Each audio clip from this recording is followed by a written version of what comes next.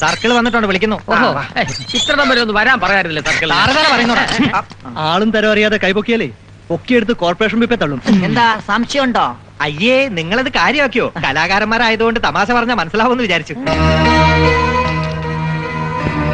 എന്നെ പോലെ തന്നെ സർക്കിൾ എലിയാ സാറും കലാകാരന്മാരെന്ന് വെച്ചാ ജീവന. ജീവൻ എടുക്കാതിരുന്നാ മതി.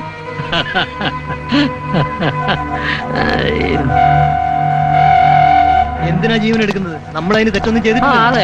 ഡിപ്പാർട്ട്മെന്റിന് ടെൻഷൻ ഉണ്ടാക്കിയിട്ട് ന്യായീകരിക്കുന്നതാ. ടെൻഷൻ വലിച്ചു കയറ്റാൻ ഞങ്ങൾ പറഞ്ഞില്ലല്ലോ.